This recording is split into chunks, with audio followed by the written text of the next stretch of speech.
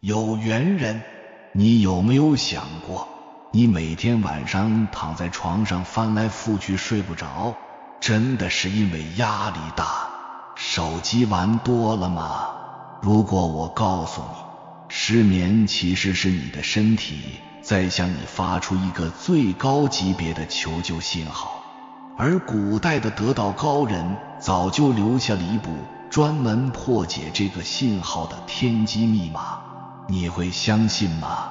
这个密码就藏在一本几乎被人遗忘的古籍里，它揭示的不是什么复杂的养生大道理，而是一个颠覆你对睡觉所有认知的惊天秘密。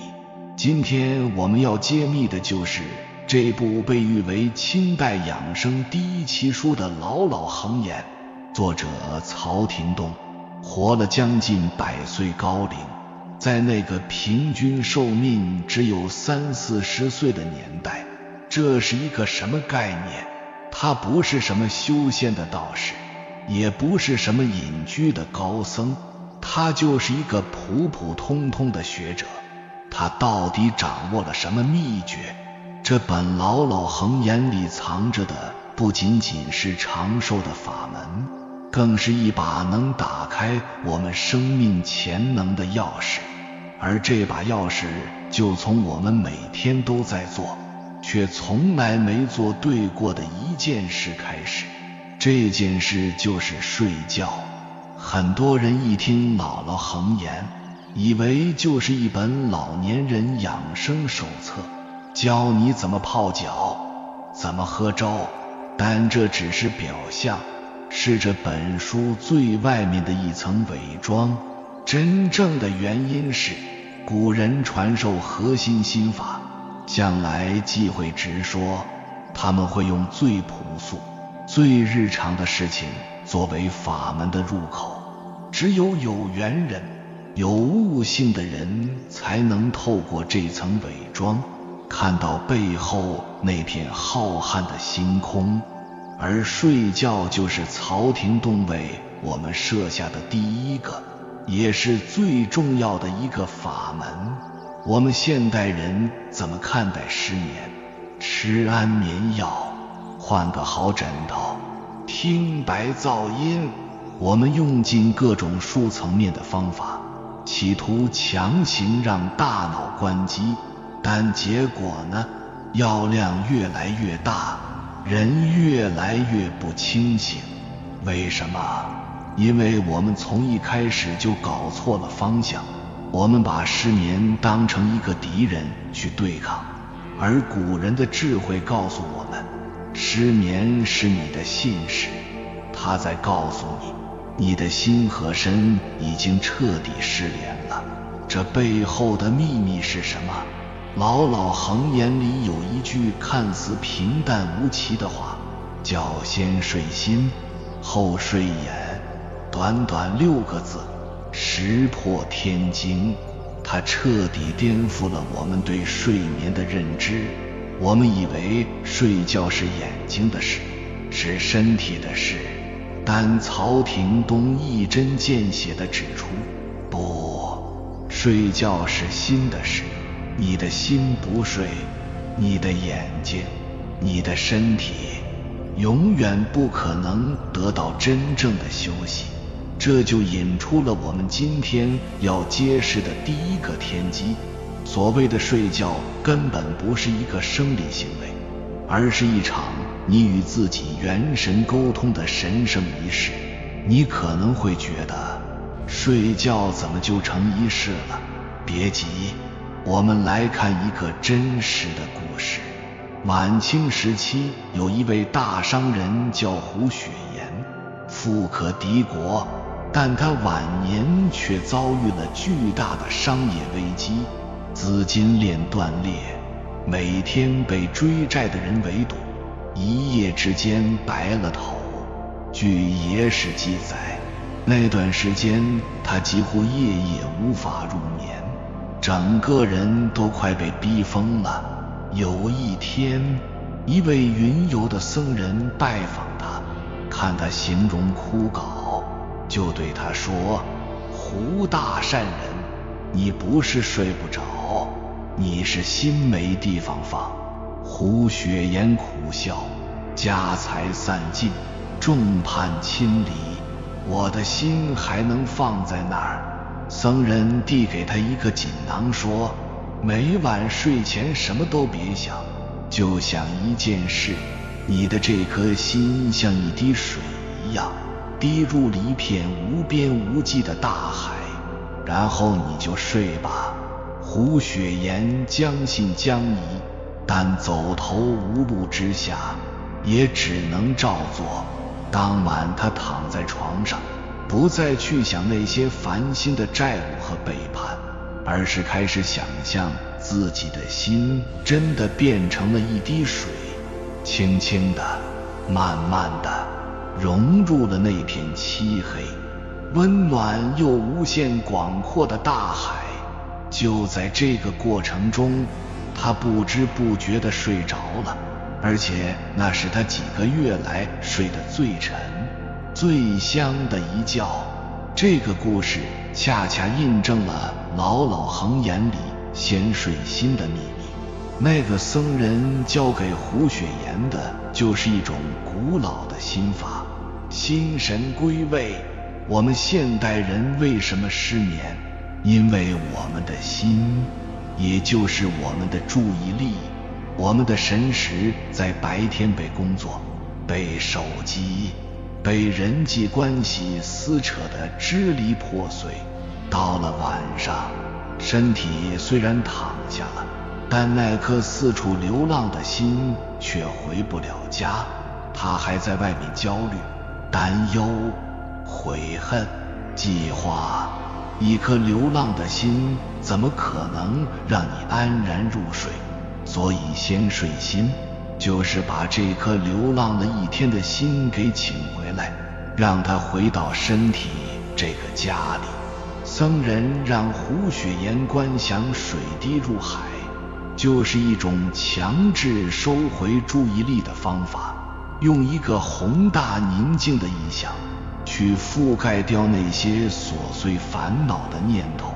这和现代心理学说的正念冥想是不是有点像？但古人的智慧远不止于此。姥姥恒言接着说了一句更关键的话，然则欲睡心者，当先敛心。这个敛字才是打开这扇门的真正钥匙。什么是敛？烧拢、聚集。怎么敛？古人给我们提供了一个最简单、最直接的工具——呼吸。你可能要笑了，呼吸谁不会？但你真的会呼吸吗？老子说，圣人之息以种，得道高人的呼吸是能深达脚后跟的，而我们凡夫俗子呢？呼吸只到喉咙口，顶多到胸口，又浅又急。这种呼吸本身就是一种焦虑状态。姥姥恒言教我们的法门叫调息，非常简单，你现在就可以跟着我一起试试。躺在床上，闭上眼睛，把你的全部注意力都放在你的一呼一吸上，不要去控制它，只是去听，用你的心去听你呼吸的声音。古人称之为听息。你会发现，当你开始听的时候，你的呼吸会自然而然地变得深、长、细、匀。更神奇的是，你脑子里那些乱七八糟的念头好像一下子失去了能量，慢慢地沉寂下去。为什么？因为你的心终于有事干了，它不再去外面流浪，而是回来听呼吸了。这就是敛心的第一步。当你的心通过听息慢慢安静下来，接下来就是更深一层的秘密了。这个秘密藏在道家的经典庄子里。庄子说，真人之息以种，众人之息以侯。这句话的重点不在于呼吸到底能不能到脚后跟，而在于真人这2个字。什么是真人？就是与天地精神相往来的人，就是元神觉醒的人。所以调息的终极目的根本不是为了让你睡着这么简单，它是通过呼吸这个风箱来点燃你体内的先天真火，也就是你的生命能量，你的气。当你的呼吸变得深沉而宁静，你的心神就会与这股能量合一。在这个状态下，睡眠不再是意识的昏沉中断，而是变成一场元神的深度充电和信息下载。这里听起来是不是很玄？我们再用现代科学的语言翻译一下。现代脑科学发现，深度睡眠时，大脑会产生一种叫 delta 波的脑电波。在这种状态下，大脑会进行信息整理，清除代谢废物，身体也会进行深度的修复。而道家所说的心息相依、神气合一的状态，恰恰就是高效引导大脑进入 delta 波状态的法门。你以为你在听息，其实你是在给你的大脑下达一个指令。嘿，兄弟，可以开始深度清理和修复了。这就是古人智慧的厉害之处，他们用最简单的方法直指最核心的本质。不需要昂贵的设备，不需要复杂的课程，你的身体就是最精密的仪器，你的呼吸就是最强大的法门。现在我们知道了先睡心的秘密是通过听息来练心，让心神归位。但老老恒言的智慧还远不止于此，他还提到了一个睡姿的秘密。这个秘密直接关联到我们身体能量的流转，甚至我们的气运。书里说，卧侧而屈，觉而后伸，意思就是睡觉的时候最好是侧着睡，并且双腿微微弯曲，像婴儿在母体中的姿态一样。睡醒了之后再把身体伸展开。为什么？这只是为了舒服吗？当然不是，这背后藏着一个关于人体能量场的阴阳密码。我们来看一个非常有意思的历史公案。据说宋代有一位大名鼎鼎的道士，叫陈抟老祖。他最出名的不是他的道法有多高深，而是他特别能睡。史书记载他可以一睡几个月，人称睡仙。有一次，宋太祖赵匡胤还是一个小军官的时候，路过华山，看到陈抟在睡觉。赵匡胤觉得这人有趣，就跟他打赌下棋，结果把华山给输掉了。这个故事流传很广，但很少有人知道陈抟老祖睡觉的姿势就是这种卧侧而屈的姿势，被称为卧龙睡或环阳卧。这个姿势的奥秘到底在哪里？在中医和道家的理论里，人体是一个小宇宙，有自己的阴阳和能量流转通道，也就是经络。当我们侧卧，双腿微曲时，身体会自然形成一个环抱的姿态。这个姿势有2个巨大的好处。第一，它能最大限度地藏风聚气。我们的肚脐，也就是神阙穴，是人体的能量中心，也是最容易泄露能量的地方。侧卧蜷曲的姿势刚好能把这个区域保护起来。让身体的阳气不会轻易散失。就像你把一堆火拢起来，它会烧得更旺。晚上睡觉就是我们养阳气的最佳时机，这个姿势能让我们的能量充电效率最大化。第二，这个姿势能导引心肾相交。什么意思呢？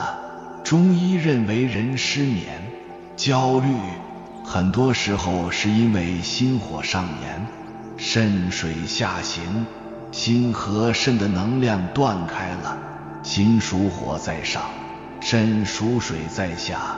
正常情况下，心火要下去温暖肾水，肾水要上来滋润心火，这叫水火既济，人就精神饱满，睡眠安稳。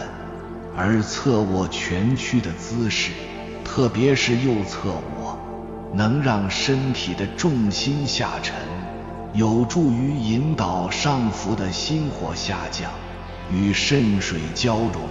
所以你看，一个简单的睡姿，其实是一个精妙的能量调节器。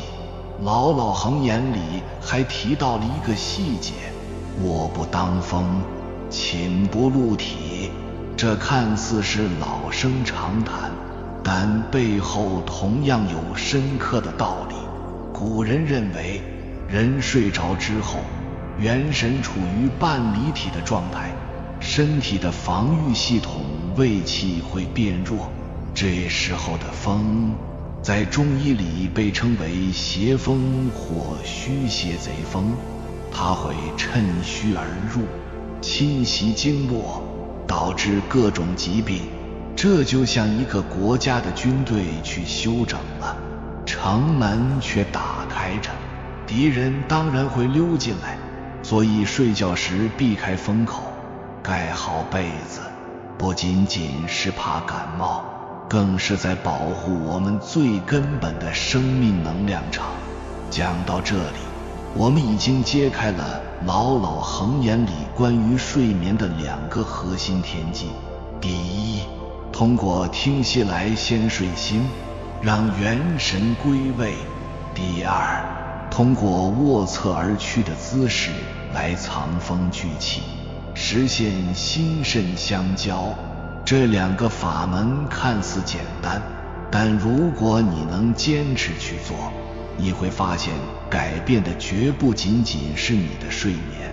当你的心神能够安住，当你的能量开始聚拢，你的整个生命状态都会发生质的改变。你的情绪会变得更稳定，你的精力会变得更充沛，你看待世界的眼光，甚至你的运气，都会在不知不觉中悄然转变，因为你开始掌握了自己生命能量的主动权。我相信每一位看到这里的有缘人，都是带着一颗渴望改变、寻求智慧的心的。让我们一起在评论区打出身心安泰，好运自来，为自己也为所有有缘人共同汇聚一份美好的能量，让这份古老的智慧在我们身上真正的开花结果。但是你以为这就是姥姥恒言的全部秘密了吗？不，这只是冰山一角。曹廷栋在这本书里还埋下了一个更深、更终极的伏笔，这个伏笔指向了道家养生术中一个最高阶的秘密——斩龙。这个词一听就非常神秘，甚至有点吓人。斩龙到底是什么？它和我们睡觉又有什么关系？在道家的术语里，龙指的就是我们凡夫俗子的欲望和念头，尤其是那些消耗我们精气神的杂念。而斩龙并非是要你断绝七情六欲，变成一个木头人，它的真正含义是在夜深人静、万籁俱寂的时刻，尤其是在你将睡未睡、将醒未醒的那个混沌状态里，用你那经过听息训练后变得敏锐而强大的心神，去关照和转化那些浮现出来的念头和欲望。《黄帝内经》里说，人卧则血归于肝，肝藏魂。当我们躺下睡觉时，气血会回归到肝脏，这时候我们潜意识深海里的东西，那些白天的压抑、过去的创伤、未来的恐惧，都会像尘渣一样泛起，化作梦境，或者变成让你辗转反侧的念头。普通人要么被这些念头牵着鼻子走，越想越精神，要么被噩梦惊醒，心神不宁。而得道高人却把这个时刻当成了千载难逢的炼心良机，他们不与念头对抗，也不跟随念头跑，他们只是像一个旁观者一样，静静地看着这些念头升起、飘过、消失。这就是关照。当你看得久了，看得深了，你会发现这些念头就像天上的浮云，来了又去，根本无法撼动你内在那个宁静的观察者。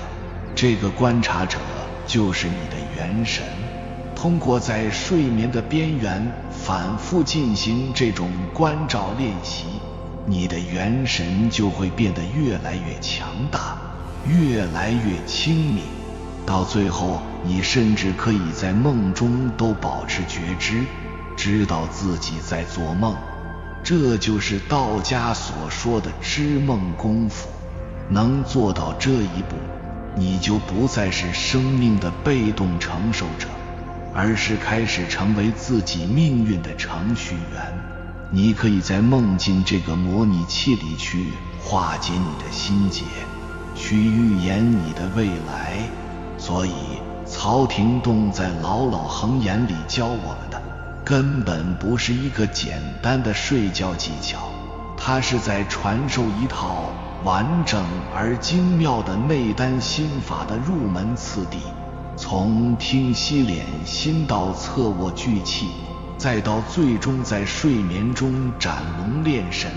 这是一条从治失眠开始，最终却能通向元神觉醒的通天大道。他把如此高深的法门隐藏在吃饭、睡觉、走路这些最日常的叮嘱里。这正是这位100岁老人的大慈悲与大智慧。他知道大道至简，真正的修行不在深山老林，就在你的一呼一吸、一言一行、一念一动之间。今天我们只是掀开了《老老恒言》这部智慧宝藏的一角，它告诉我们，睡眠不是生命的终结，而是另一场修行的开始。它不是意识的逃避，而是元神的回归。当你带着这份觉知去睡觉，你睡的就不再是觉，而是天地，是宇宙，是你自己那颗清净、圆满、具足一切的本心。我们循着古人的智慧，从听息到卧龙，学会了如何安放那颗躁动的心，如何涵养我们宝贵的生命能量。当你能做到这些，你的运气都会在不知不觉中悄然转变。很多人可能会觉得这听起来有些不可思议，睡个好觉真的有这么大的魔力，足以改变一个人的命运轨迹吗？答案是肯定的。这背后并非玄学，而是一个深刻的能量法则，同频共振。请想象一下，我们每个人都是一个活生生的能量场或磁场，这个磁场无时无刻不在向宇宙发出一种特定的频率信号。这个信号的质量取决于什么？就取决于我们心的状态，以及我们内在能量的纯净与否。一个长期失眠、心神涣散的人，他的心是散乱的、焦虑的、充满内耗的，他发出的能量信号就是一种夹杂着大量静电噪音的低沉而混乱的频率。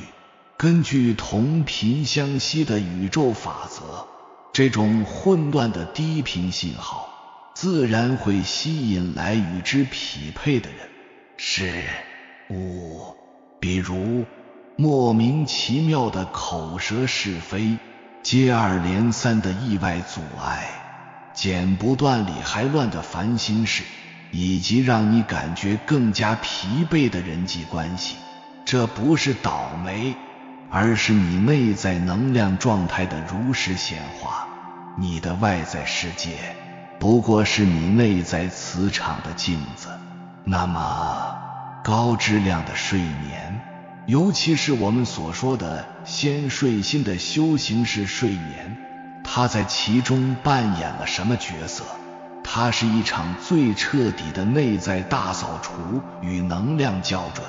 当你通过听息让万念归于一念，你的心从向外抓取的耗能模式切换到了向内回归的聚能模式，这就如同关闭了所有嘈杂的后台程序，让你的生命系统 CPU 得以休息和重启。当你通过卧侧而去的姿势藏风聚气，你就阻止了能量的无谓泄漏，并开始为身体这个电池充电。这不仅仅是生理层面的修复，更是在为你的能量场补充纯净的燃料。一夜安然的新眠之后，发生了什么？你清理了前一天积累的情绪垃圾与精神毒素，这些正是造成你能量场混乱的静电噪音。你的磁场变得干净、清透了，你补足了被日间俗物消耗的精、气、神，你的能量场变得饱满、有力了。第二天醒来，你神清气爽，内心安宁。此刻你向宇宙发出的是一种稳定、清澈、和谐的高频信号，这种信号自然会吸引来同样频率的美好事物。一个善意的微笑，一个突如其来的机会，一位雪中送炭的贵人，一种心想事成的顺遂感。别人眼中的好运气，其实只是你内在磁场提升后自然而然的结果。所以曹廷栋教给我们的远不只是一个安睡的法门，它是在传授一个改变生命底层代码的无上心法。它告诉我们，不要向外去求神拜佛、改运招财，最高级的风水就藏在你自己的身体里。最灵验的改运大师，就是你那颗能够安住于当下的心。从今晚开始，请带着这样的觉知去睡觉吧。每一次深长的呼吸，都是在净化你的磁场，扫除负能量的尘埃。每一个安然入睡的夜晚，都是在为你的人生充电，为你明日的好运积蓄力量。不要再把睡眠仅仅看作是每日疲惫的终点，请视之为一场神圣的为自己生命重塑磁场的仪式。当你真正开始经营你的睡眠，你就是在经营你的能量。当你开始经营你的能量，你就是在经营你全部的人生。这就是姥姥恒言藏在睡觉二字背后，真正想要告诉我们每一个人的那个足以扭转乾坤的惊天秘密。有缘人，感谢你看到最后。如果今天的影片对你有所帮助，请按个赞给我响应，回复一句好好睡觉。愿你每一次呼吸都成为回归当下的脚步，每一次安睡都成为一场自我净化的修行。还没有订阅频道的，请点击右侧的订阅按钮，与我们建立更深的连接。随缘加入会员，与同频之人共修福报，随喜转发，传播善知识，功德无量。